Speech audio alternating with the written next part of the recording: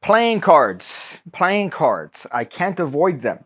I hate them. I think that for some reason we tend to overvalue playing cards when it should just be a simple thing. And today I'm going to talk about the deck that I always find myself reaching for. Now, my little nook here, I have some cards that I use for videos. I tend to just put a couple decks here that don't really mean anything if you look at all of them. But they're just random assortment of playing cards. Here we have the Butterfly deck by RJ. She gave me this in Blackpool. Same thing with these two by my boy Nathan, Abraxas on YouTube. He gave me these bad boys in Blackpool as well. This is a bicycle deck right here. This is a nice little bicycle deck. And here's my voter registration card, which I'm not going to show you. But this, I guess, could count technically as some sort of card, right? Hashtag guess my political party. So those are just some decks that I use for videos. And the one that I always find myself coming to are the cohorts. Now, these have been around for quite a bit of time. These are a very simple deck of cards, not much to them. You can see the back design here. And I always find myself coming back to them just because they're thin.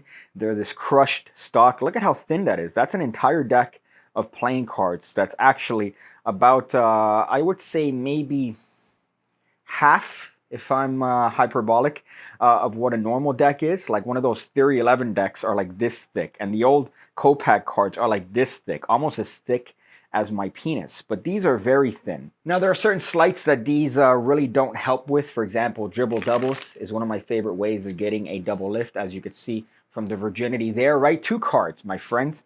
And these are a little bit harder to do that with because they're not as thick as normal playing cards. But they are good if you practice a little bit and you make sure that you neglect women.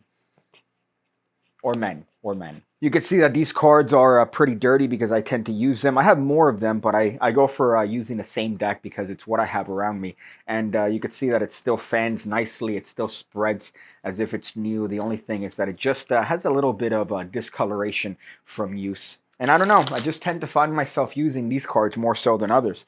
And for good reason. These cards are also marked, so it's another thing that I enjoy about playing cards like this is that they're marked, but really the marking is just a supplemental feature.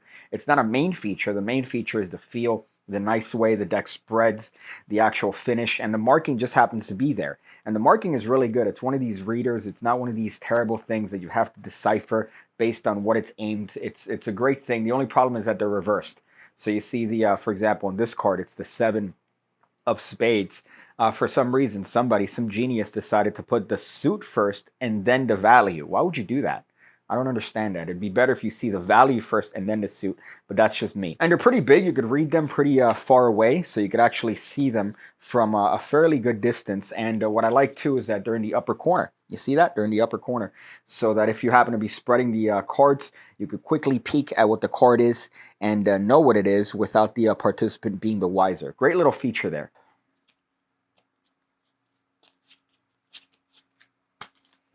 Bitch. Now, I talk about playing cards a lot, and I tend to say that the best cards to have are the cards that you got. And some people might argue with this, and obviously I do have access to more playing cards than other people do, but it really is something that you shouldn't overthink. Just get some playing cards and practice. You like to blame cards, you like to blame the finish, but really it's you, my friend. You can make a really shitty deck of cards be worked if you just put the effort into the practice. Check out the Academy, man. Check out the Academy. It's fun. It's cheap. It's $5 a month. It keeps me going. It's my full time. I upload about 5 videos every single week. But only you get access to those if you join the mentalism tier, right? You get 4 videos if you join the regular tier, which is $5. You get 5 videos if you join the mentalism tier, which is $10 a month, which isn't much, right? But you get a lot of access to content that you're not going to find anywhere else. It's, I believe, over 1,000 videos I've uploaded there. And rave reviews all around, so check it up. I think I'm getting old because I'm out of breath from throwing this thing just twice. I set up a doctor's appointment because, like an idiot, I've been taking creatine and I haven't been drinking more water. As a matter of fact, I've been drinking less water and more booze, and that's not a good thing. So that's the video. I just wanted to make a quick one here as to playing cards and the ones that I tend to use. A lot of people tend to overcomplicate it, and I just want to make it a simple process. I don't want to have to think about it. I just want to grab some cards and make some videos.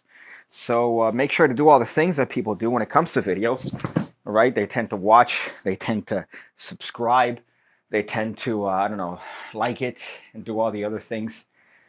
I don't know what I'm going to do. I'm probably going to end up, I don't know, getting some colognes. I don't know if you could see them, but I've gotten quite a bit of colognes there, right? Right here. I've been collecting them. I'm into colognes. That's what I've been into. Clones. So I'm trying to find the world's best clones. I see you again, when I see you again, when I see you again, when I see you again, when I see you again, when I see you again, when I see you again.